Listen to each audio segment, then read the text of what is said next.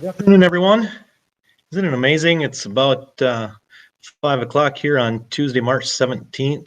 Nobody is worried about the pending snowstorm that the National Weather Service is talking about. Man, how things can change in a year.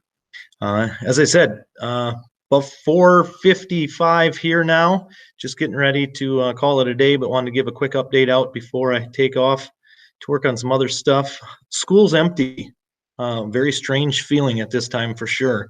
Not knowing when kids are coming back, when teachers are coming back, and so forth. So the good news is, like I said, we're changing locations, changing delivery, and we're really ready to go. But here are some updates for you as far as from the state and from school in general. 3 o'clock today, the governor updated saying we're further limiting gathering spaces to 10 people or less. Schools are closed now for the duration of the public health emergency.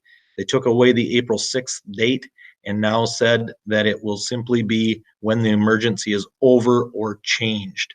So we don't know what that means. We anticipate that means a longer time frame, but it's really still uncertain. It's recommended that we take every precaution we can to protect ourselves, our families, and our neighbors from COVID-19. Please limit activities your son and daughters are involved with at this point. I know there's still here, especially the older kids talking about, hey, we're going to go do this, we're going to do this, we're going to go Mall of America shopping.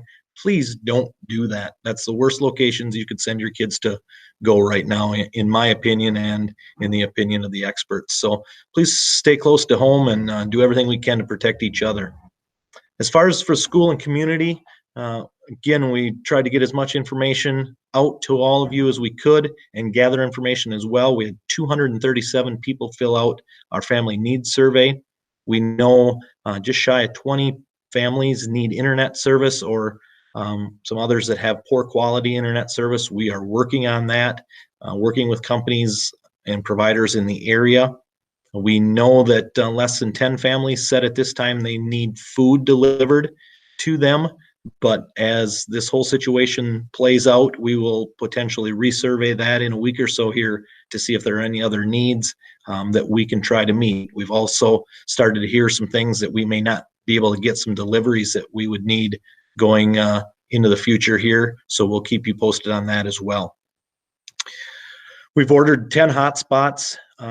They won't be here until the 30th of March. We'll get those out as soon as possible to help some of those families that don't have internet service. And like I said, we continue to work with some of the companies in the area to see if they'll improve some services, but also working around our building, as I talked about last night, trying to get curbside internet available the best we can. Just talked to John Wood, our IT person, who's done just a tremendous job this week. He just set up another site so that it is shooting out one of the windows here to hopefully provide some more coverage along the streets. So we'll continue to keep you posted on that, but hopefully if you park along the curb, along the building, again, you can ignore those no stopping, standing parking signs and just sit there and get internet if you need it. The public library will also continue to be open certain hours. They just ask that if you don't need to go get their services, their internet, please don't, because we want to keep that reserved for those that really need it. Our online homebound education plan is updated. I'll click on that here again quick as we go through, just so you can see kind of where we're going and see some of the updates there. But ultimately, all the information you should need is listed on that sheet at this point, and we will continue to update it. So again, if you haven't done this, go on our school website, COVID-19 updates. You'll see we've added a couple of things there, including the update from the governor this afternoon. We've moved up the spring cancellations, but take a look at the online education plan again, because that's going to give you the best information that we have out right now, updated as of basically 5 o'clock here tonight. I just updated it. So you'll see some more general resources. There are now schedules for all grade levels. There are parent guides for all grade levels, and so on and so forth. So hopefully that is your go-to if you have questions. I would say check there first. check with your student's teacher next. There should be contacts that went home with just about everyone today. And then if you don't get your questions answered, definitely contact the office. We plan to keep the office open during the closure unless we're told we can't. If you have questions, call or email. Starting tomorrow, students and teachers will all be working remote.